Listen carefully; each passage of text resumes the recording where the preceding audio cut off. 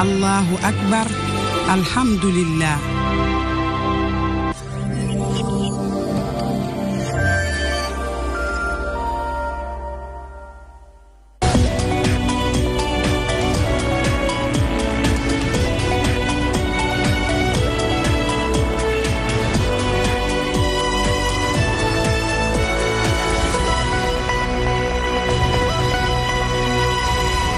Bonsoir à tous, ravi de vous retrouver pour cette édition. Tout de suite les titres de l'actualité de ce jeudi. Et à la une, ce soir, la marche arrière du gouvernement sur le projet de loi portant sur le parrainage. Le chef de l'État aurait décidé de retirer ce projet après des mois de polémique. Il ne s'agirait cependant pas d'un retrait définitif, seul le texte initial serait concerné.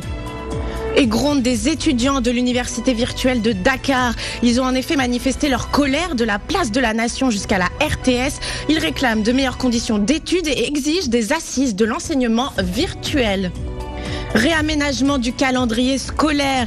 À l'approche du baccalauréat, l'intercadre des syndicats d'enseignants exprime son mécontentement. Selon lui, ce réaménagement ne peut combler les retards accumulés pendant l'année par les étudiants. 30%, c'est le taux de la prévalence de la délinquance au Sénégal.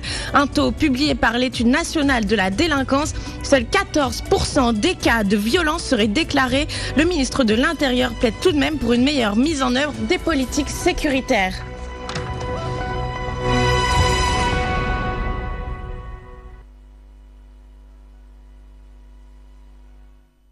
Des mois de polémique pour finalement faire marche arrière.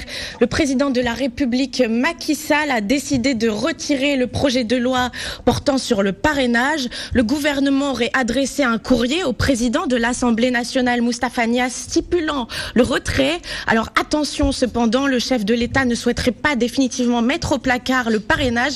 Bien au contraire, il s'agirait de mieux y réfléchir.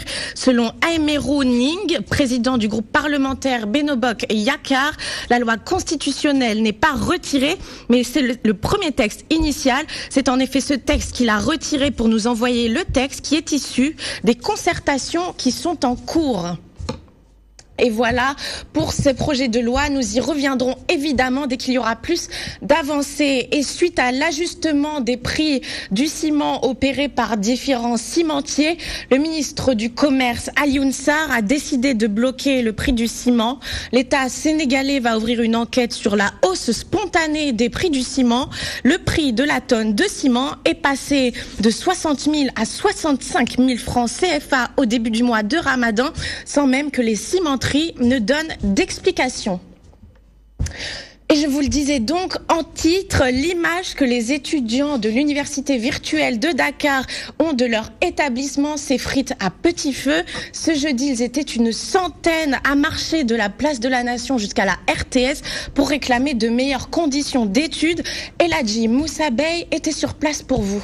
Là de subir de mauvaises conditions d'études, les étudiants de l'UVS ont battu le macadam pour se faire entendre. Il y a toute une génération qui est sacrifiée. Imaginez quand nous avons quitté le lycée, des bras valides avec des ambitions.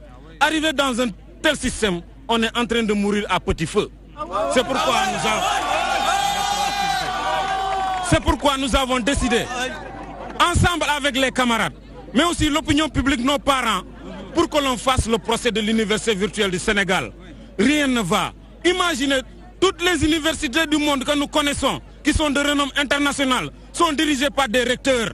Aujourd'hui, chez nous, on nous donne des appellations de coordination. Leur exigence, un diagnostic du système d'enseignement virtuel qui souffle déjà sur ces 5 ans de mise en œuvre, à défaut de persister dans le mal. Sur le côté pédagogique, rien ne va. Des années qui se chevauchent. Une année qui se termine hier et une autre débute aujourd'hui. Le temps de réclamation, l'évaluation, le problème des professeurs, le problème des tuteurs. Si nous prenons le cas des autres universités, ils sont pris en charge totalement. Je veux citer les services du coude, la prise en charge médicale, les logements sociaux, les problèmes de bourse, ainsi de suite. Ils sont dans les repas, dans les amphithéâtres. Mais quand il s'agit de l'université virtuelle, c'est tout à fait un autre monde qui est différent que vivent les autres universités. Après leurs camarades de l'UGB et de l'UCAD, ces derniers réclament à leur tour une audience avec le chef de l'État. Aujourd'hui, ce que nous exigeons, c'est qu'on soit reçu par le président de la République. Lui seul a la compétence de connaître notre difficulté. Parce que l'administration n'a cessé d'étaler leurs lacunes et leurs limites par rapport au système. Les étudiants de l'Université virtuelle du Sénégal promettent dans les jours à venir d'intensifier la lutte s'ils n'obtiennent pas gain de cause sur leurs revendications. Et éducation toujours, suite aux nombreuses grèves qui ont secoué l'année scolaire, les examens ont été décalés de 2 semaines. Alors l'intercadre des syndicats d'enseignants Omar Wali Zoumaro dénonce ce réaménagement car selon lui, il ne peut combler tous les retards accumulés au long de l'année par les étudiants. C'est un compte-rendu de Ndeye Fatimlo. Après la suspension de son mot d'ordre de grève, l'intercadre revient à la charge. Il fustige le comportement du ministre de l'Éducation qui a réaménagé le calendrier scolaire sans se concerter avec les enseignants. 2 semaines de plus, c'est peu. L'intercadre estime que ceci va se répercuter sur les résultats des examens des élèves. On s'attendait à ce que le réaménagement permette au moins de rattraper une bonne partie de ces heures. On pouvait envisager des heures supplémentaires, soit un prolongement même de l'année scolaire. 2 semaines, 5 jours, 10 jours, normal de cours, pensez que c'est rattraper une année scolaire entamée à 4 mois, c'est pratiquement une ineptie. Soit les résultats seront tripatouillés, ils sont capables de le faire pour le concours général, soit tout simplement on aura des résultats catastrophiques. Pour l'heure, l'intercadre n'a eu aucune satisfaction sur ces points de revendication. Le gouvernement continue de traîner le pas concernant la matérialisation des accords signés. L'intercadre n'a eu de satisfaction que dans la promesse d'augmenter ou d'augmentation de l'indemnité de logement. Nous attendons la fin du mois d'octobre pour voir le début de la matérialisation, si matérialisation il y aura. Mais pour les autres questions, notamment les questions liées au rappel, aux actes administratifs de nos camarades, à la sortie des arrêtés d'admission au diplôme professionnel, nous nous rendons compte qu'au vu du rythme de sortie de ces documents, le gouvernement continue à traîner le pas. Aujourd'hui, l'intercadre est plus que jamais déterminé. Il exige de l'État d'être associé à toutes les activités qui concernent l'éducation et les enseignants. Il n'acceptera plus d'être mis à l'écart, menace-t-il. En tant qu'organisation légalement constituée, nous exigeons notre participation aux travaux de la Commission nationale de mutation des enseignants, qui est communément appelé le mouvement national. Et déjà, on nous annonce que la date du 21 va constituer le démarrage de ces travaux dits du mouvement national. Et à ce niveau, nous n'avons encore reçu aucun document officiel nous informant de la tenue de ces assises. Au nom de quoi l'intercadre tiendra Serigne Mbaye Thiam comme responsable de tous les troubles qui surviendront dans les prochaines activités organisées par le ministère de l'Éducation, aussi bien qu'au niveau central qu'au niveau des IA et IF. Voilà, et l'actualité scolaire, c'est aussi le baccalauréat qui arrive donc à grands pas pour les lycéens ou les candidats libres. Alors pour certains d'entre eux, vous allez voir que les épreuves qui les attendent cette année paraissent plus qu'abordables, même s'ils souhaitent plus de vigilance que l'année dernière pendant l'examen. C'est un sujet de Yamakoli. Les épreuves facultatives du baccalauréat 2017-2018 semblent abordables. C'est du moins l'avis de ces candidats aux séries littéraires. Les sujets pour les épreuves facultatives sont vraiment abordables. Ouais, c'était abordable. Pour les gens qui savent dessiner, c'était très abordable. Ça va, c'était pas trop difficile. On nous a proposé 3 sujets. L'un se porte sur l'émergence, un sujet d'actualité. L'autre, on nous avait demandé de dessiner un masque. L'autre se porte sur la tenue. On nous avait demandé de dessiner une tenue d'école, ou bien un uniforme en tout cas. 3 sujets au choix pour ces candidats au bac. Ils expliquent le pourquoi de leur choix. J'ai choisi de dessiner la tenue parce que je trouve que c'est beaucoup plus abordable et c'est beaucoup plus cohérent. C'est beaucoup plus facile de dessiner la tenue parce qu'en général on a l'habitude de le voir. Moi j'ai choisi le premier sujet, Sénégal émergent. Pourquoi tu l'as choisi? Parce que je veux que le Sénégal évolue. Et c'est pas difficile à dessiner puisque je sais pas dessiner, donc c'est ce que j'ai pris. C'était plus facile quoi. Ces élèves de terminale ont espoir pour les épreuves à venir. Ils demandent plus de vigilance et une bonne organisation des épreuves afin qu'il n'y ait pas de fraude. Je vous le disais, dans les titres, 30%, c'est le taux de prévalence de la délinquance au Sénégal. C'est ce qui ressort en tout cas de l'étude nationale de la délinquance. Alors le ministre de l'Intérieur, Aly Ngouille Ndiaye, souhaite une plus grande implication dans la mise en œuvre des politiques sécuritaires. Alors revenons tout de suite sur cette étude avec Mohamedou Diallo.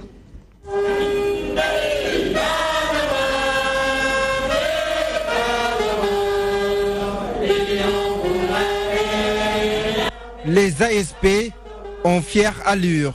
Leur agence vient de livrer les conclusions de la première enquête sur la délinquance au Sénégal. Le taux de prévalence est estimé à 30%. Donc sur la base de ça, il serait bon dans l'avenir de compléter l'ensemble de ces aspects pour pouvoir avoir des éléments vraiment déterminants de l'évaluation des politiques publiques de sécurité. Il s'agit d'une enquête qualitative et quantitative sur un sujet plus vécu que déclaré. C'est là toute la complexité de l'exercice. Seuls 14%, n'est-ce pas, des actes de délinquance sont déclarés au niveau du Sénégal. Le reste constitue le chiffre noir. C'est le vol de bétail, il l'a dit. C'est les agressions. C'est les homicides. C'est les cambriolages. Nous sommes à l'ère des guerres asymétriques marquées par la menace terroriste. Tous les citoyens sont donc interpellés.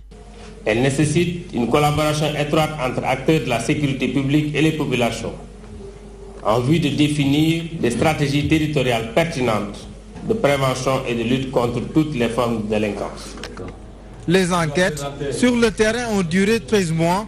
Elles vont permettre la mise sur pied d'un observatoire national de prévention de la délinquance pour une politique sécuritaire plus performante. En milieu urbain, un peu plus de la moitié. Et dans la région de Thiès, les comités de santé de la ville de Combolé déversent leur colère. Ils déplorent entre autres des grèves répétitives, des syndicats qui paralysent le système ainsi que le non-paiement d'arriérés de salaire. Une marche pacifique a été organisée. C'est un reportage de Daouda Tiandoum. Pour dénoncer le manque de personnel qualifié des professionnels de la santé, les grèves répétitives des syndicats de ce secteur, le non-remboursement des factures et le non-paiement des 7 mois d'arriérés de salaire du plan Cobra et de la JICA, les présidents des comités de santé et les chefs de village de l'arrondissement de Thiénaba appartenant au district sanitaire de Khombole ont battu le grand macadam pour se faire entendre par le truchement d'une marche autorisée. Les grèves répétées survenues depuis 2 mois par l'ASAS, Alliance des syndicats autonomes de la santé, And Guessam, qui ont paralysé tous les systèmes sanitaires du pays. Le non-remboursement des factures de la gratuité chez les enfants de 0 à 5 ans, estimé à plus de 75 millions. Le non-versement des subventions des mutuelles de santé depuis 3 ans par l'agence de la CMU. Le non-remboursement des factures des mutuelles de santé par la CMU. Le non-recrutement du personnel communautaire. Les arriérés des salaires des contractuels de la JICA et du plan Cobra depuis 7 mois. Il s'y ajoute le manque d'infirmiers des postes de santé de Bangak qui a été affecté et non remplacé jusqu'à présent. À l'issue de cette marche pacifique autorisée et non encadrée par les forces de l'ordre, ces présidents de comité de santé et chefs de village ont remis un mémorandum au sous-préfet de Thiénaba qui leur a promis de le remettre acquis de droit. La plupart des problèmes que vous avez soulevés commencent à avoir un début de solution de la part des différents ministres concernés. Hier, ceux qui ont vu le ministre de la Santé au niveau des médias savent que la plupart de vos préoccupations commencent à être prises en charge par l'État, par le ministre de la Santé et les autres ministres concernés. Donc, mais vous avez rempli votre rôle. Vous êtes là pour porter la parole des populations. Je crois que vous l'avez fait de très belle manière et de la façon la plus pacifique. En tout état de cause, nous avons bien écouté, nous avons entendu, nous avons compris et nous allons transmettre toutes vos préoccupations acquis de droit. Les ambulanciers n'ont pas été en reste. Venus répondre présents à ce plan d'action, ils ont saisi cette opportunité pour demander du matériel roulant médicalisé.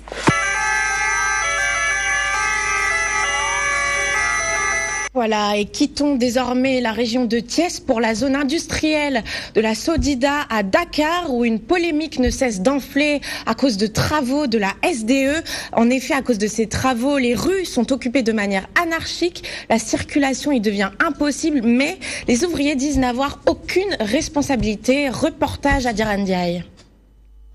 Les travaux de la SDE au niveau de Sodida empêchent les ouvriers de la place de travailler convenablement. Selon ces derniers, les autorités ne savent pas que cela ne les enrage guère.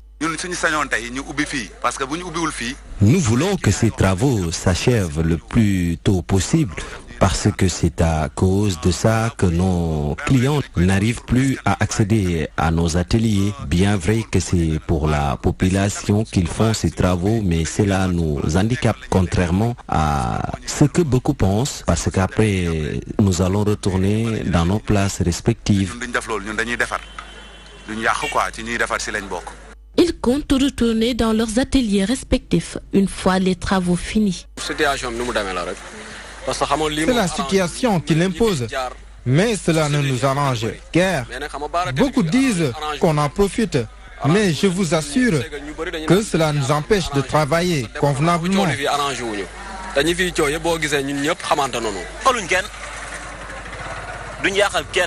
On n'empêche personne de vaquer à ses préoccupations. Alors il faut qu'il arrête de dire que c'est nous qui barrons la route. Si nous sommes là, c'est juste pour les travaux. Une fois que nous les terminons, nous retournons chez nous. Cette occupation anarchique n'est pas de notre ressort, c'est Doumès l'avis de cet ouvrier.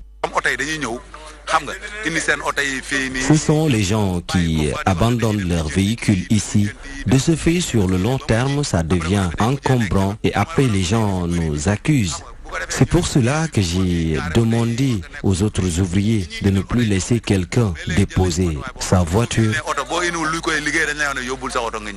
Depuis quelque temps, l'édit de la commune des HLM est en croisade contre l'occupation anarchique dans les rues de la Sodida. Nos tentatives de le joindre pour voir l'évolution de cette question sont restées vaines.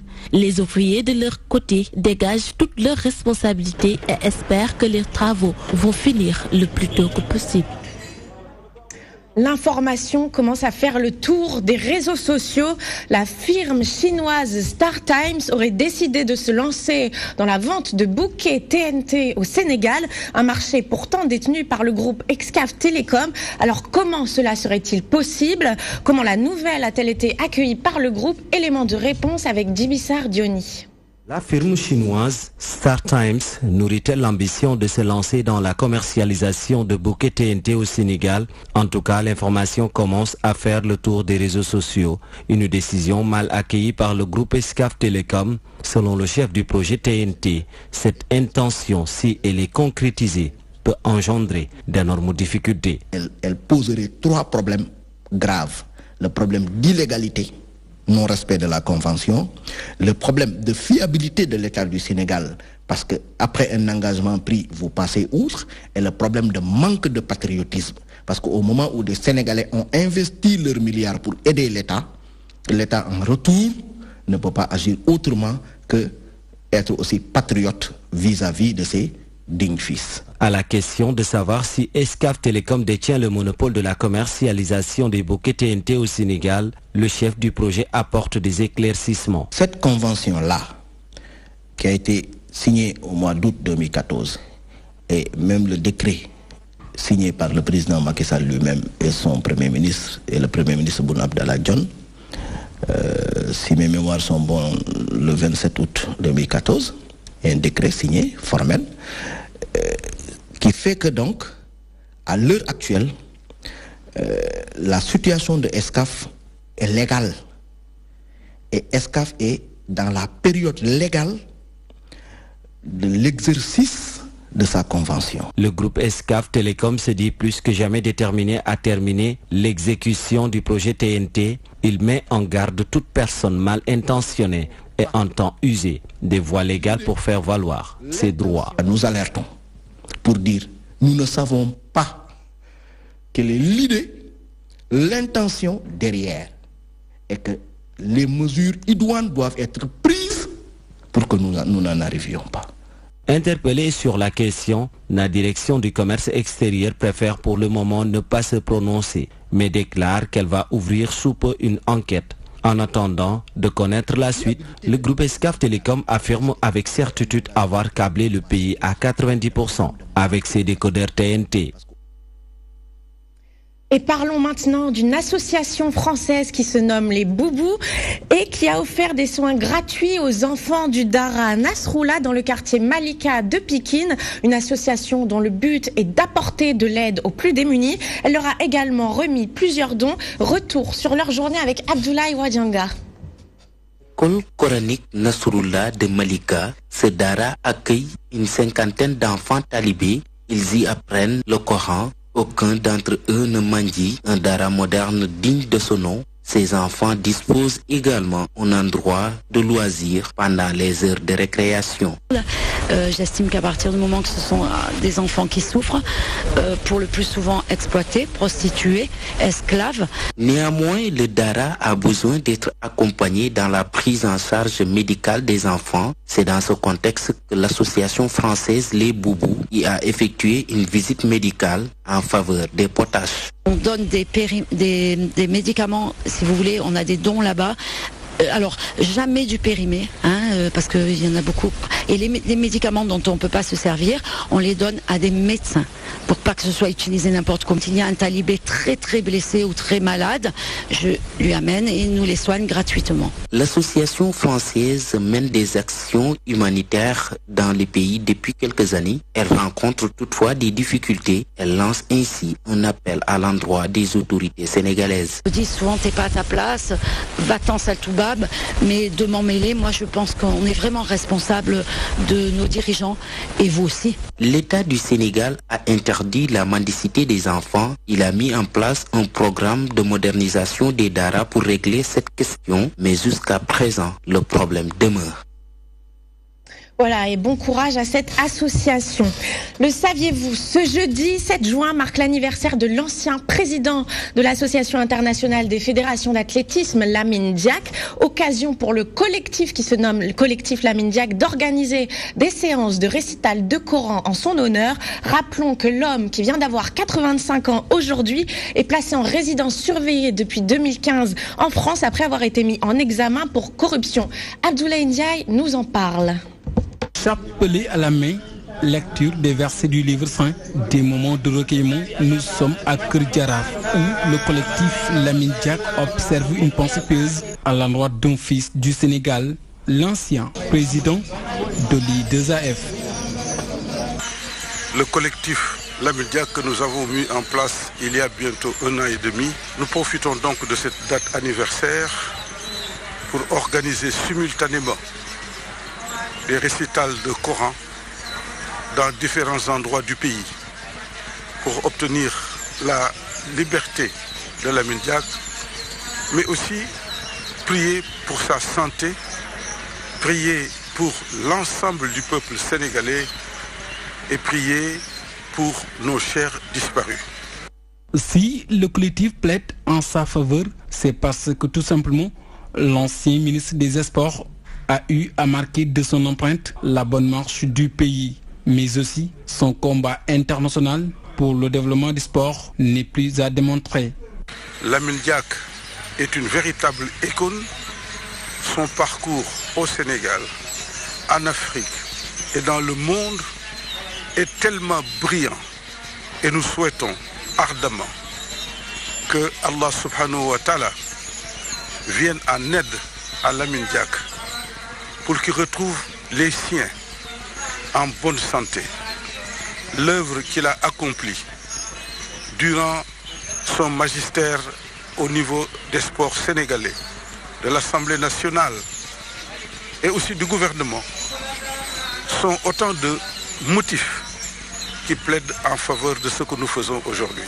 Ce récital de Coran ne se limitera pas seulement à Dakar, à Kedjaraf. D'autres endroits seront ciblés pour défendre la cause de Lamine Diack, arrêté en France il y a de cela 2 ans. Voilà, et si l'athlétisme a subi des frasques, espérons que ce ne soit pas le cas pour le mondial de football en Russie. Alors les accréditations pour la presse sénégalaise viennent de passer de 20 à 35 pour l'événement sportif. L'Association nationale de la presse sportive du Sénégal souligne que les journalistes doivent être pris en charge par leurs employeurs pendant le mondial. Donc écoutons sans plus tarder Abdoulaye Thiam, le président de l'Association nationale de la presse sportive, au micro de Ndeye Fatim Lo. Nous avons argumenté, la FIFA a passé de 20 à 35 accréditations, dont 20 pour la presse écrite et 15 pour les photographes. Nous avons mis en place des critères que vous savez tous, les organes de presse se sont engagés, en tout cas pour ce qui concerne les directeurs de publication et les administrateurs, à prendre en charge totalement et entièrement leurs journalistes et en déposant aussi pour chaque journaliste 1 million de francs CFA qui est mis à la disposition de l'ANPES mais qui va être restitué bien sûr aux journalistes une fois à Moscou. L'audiovisuel, ce n'est pas du ressort de l'ANPES, ce sont des droits que la FIFA vend. Il n'y a que la RTS qui nous a saisis et nous a envoyé une liste de 9 personnes, dont 4 journalistes, 1 de radio, 3 de la télévision, des administratifs, des preneurs de son et des caméramans. Cette année-ci, l'État a mis à notre disposition 50 millions de francs CFA. La fédération nous a donné une subvention de 10 millions. Notre partenaire habituel Orange nous a donné 10 millions. La LONASE nous a promis une cérémonie qui aura lieu lundi prochain, 2 millions. Demain, à 11h, nous allons recevoir une subvention de Elton. C'est l'organe de presse qui doit mettre son journaliste dans des conditions de performance. Mais il est de coutume, depuis 2002, à chaque fois que l'ANPS reçoit une subvention, qu'elle vienne en appui aux journalistes. Voilà, et le mondial de foot, c'est la semaine prochaine. Le journal de la BBC Afrique, c'est tout de suite. Merci à tous de nous avoir suivis au Sénégal et ailleurs. Merci à l'équipe technique. Excellente suite des programmes sur la DTV.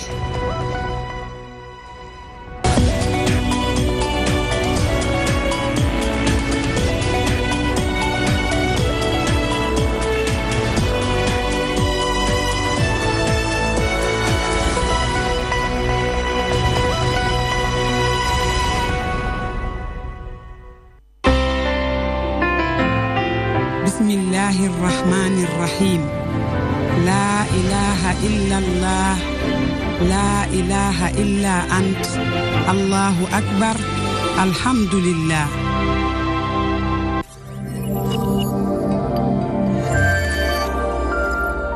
من الشيطان الرجيم بسم الله الرحمن الرحيم السلام عليكم ورحمة الله وبركاته mbokk téléspectateur DTV ñi ngi sant borom bi subhanahu wa ta'ala julli ci sang bi sayyidina Muhammad sallallahu alayhi wa sallam al wasaya delsiwaat di ci ànd ak yéen yéena ko doon laaj egsi na ak ndaanaan ñi nga xam ni ñoo koy ànd moom ci boppam mu war a dundee am maanaam doole matewul mais koor bu ñëwee rek mu commencé kërti pour def tout pour joxe loo xamante ne après daanaka da ciy dégg jërëjëf boo xamante ne day neex xolam wala ñu ko ciy waxal lu baax mais man pour man affaire bi du loolu parce que boo jugee ba naan yow yaa ngi def benn acte de solidarité da nga war a def ngir yàlla.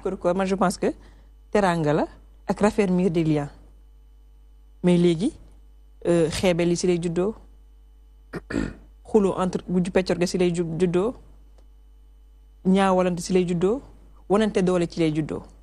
léegi nag suukaru koor mooy nit ki weeru koor bi yi nga xamante ni dina ko soxla. pour mën koo dimbale ko ci kooram jox ko c'est-à-dire bur ko jox loo xamante ni soxlawu ko ci weeru koor. man weeru koor lu may doy or. pour man suukaru koor du problème bi mooy suukar